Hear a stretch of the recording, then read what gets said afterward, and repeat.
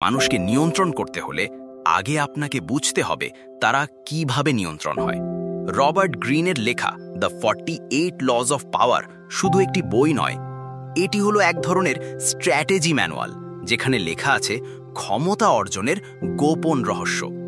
আজ আমরা ঢুকে পড়ব এমন 10টি আইনের ভেতর, যেগুলো জানলে আপনি পারবেন লোককে আপনার দিকে আকর্ষণ করতে, শত্রুদের বশে আনতে, এমনকি নীরবে জিতে যেতে।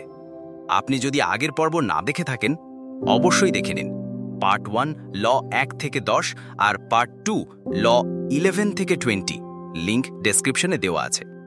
এখন চলুন শুরু করি পার্ট 3, যা আপনার মনোজগতে একদম নতুন খেলা শুরু করে দিতে পারে।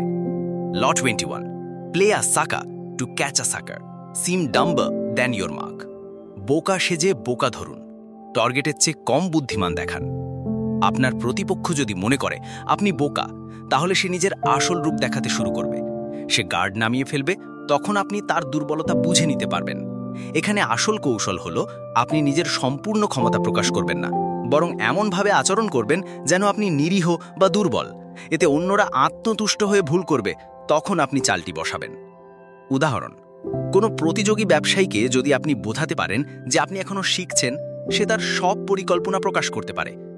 ল 22, use the surrender tactic, transform weakness into পাওয়ার। আত্মসমর্পণের কৌশল, দুর্বলতাকে শক্তিতে রূপান্তর করুন। সব যুদ্ধে জেতা যায় না, কিন্তু কৌশলে হেরে গিয়ে পরবর্তীতে বড় জয় আনা যায়। কখনো কখনো মাথা নিচু করে থাকা পরবর্তী আঘাতের জন্য উপযুক্ত সময় তৈরি করে দেয়। উদাহরণ, এক সেনাপ্রধান যখন বুঝতে পারে যুদ্ধ জেতা সম্ভব নয়, সে তখন শান্তি প্রস্তাব দেয়, কিন্তু পরে কৌশলে নিজের বাহিনী সুসংগঠিত করে পাল্টা আঘাত আনে। ল 23, কনসেন্ট্রেট ইয়োর ফোর্সেস। শক্তিকে কেন্দ্রীভূত করুন। আপনার শক্তি, সম্পদ, মনোযোগ এগুলো যদি ছড়িয়ে যায়, তাহলে ফলাফল দুর্বল হবে, কিন্তু একটি জায়গায় কেন্দ্রীভূত করলে সেখানে বড় পরিবর্তন আনা সম্ভব। কৌশল, আপনার সময় এবং শক্তি যেখানে সবচেয়ে বেশি ফল দেবে সেখানেই বিনিয়োগ করুন। একটি স্কিল বা একটি প্ল্যানেই এক্সপার্ট হন। ল 24, প্লে দ্য পারফেক্ট কোর্টিয়ার। একজন নিখুঁত সভাসদ বা প্রভাবশালী সঙ্গী হন। আপনার চারপাশে প্রভাবশালী মানুষ আছে, তাহলে সরাসরি বিরোধিতা না করে তাদের মতোই হয়ে চলুন।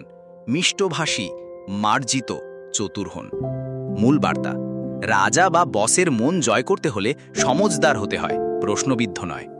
উদাহরণ, একজন কর্মচারী যদি চতুরভাবে বসের পছন্দ বোঝে এবং নিজের কাজের ধরন সেই অনুযায়ী বদলায়, সে দ্রুত প্রমোশন পায়।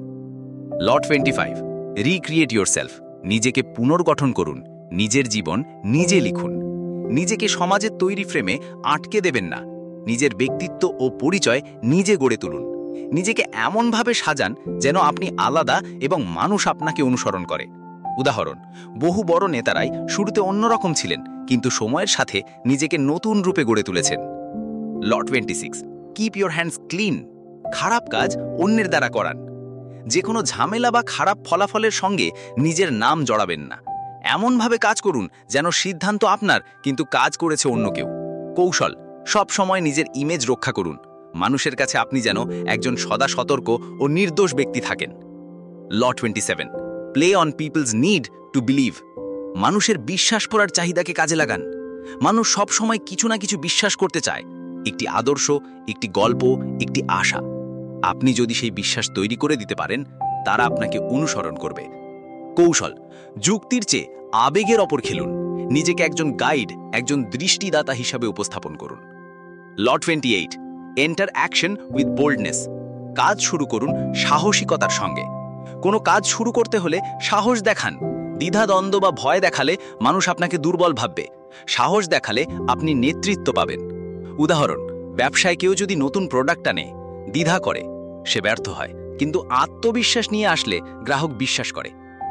ল 30, plan all the way to the end. পরিকল্পনা করুন একেবারে শেষ পর্যন্ত। যে কোনো কাজ শুরু করার আগে ভেবে নিন শেষ কোথায়। যদি বিপদ আসে তখন কি করবেন, যদি সফল হন তারপর কি করবেন। কৌশল হলো পরিকল্পনা এমনভাবে তৈরি করুন যাতে আপনি পথ হারান না এবং পরিস্থিতির চাপে পড়ে হঠাৎ সিদ্ধান্ত না নিতে হয়। Most mount street, the greatest seer and nations builder, would often practice his calligraphy for months to showcase his perfect handwriting in public. তার মানে সবসময় অস্ত্র চালিয়ে রাজত্ব হয় না। বুদ্ধিমানরা অস্ত্র কম চালায় কিন্তু ঘন ঘন জিততে থাকে।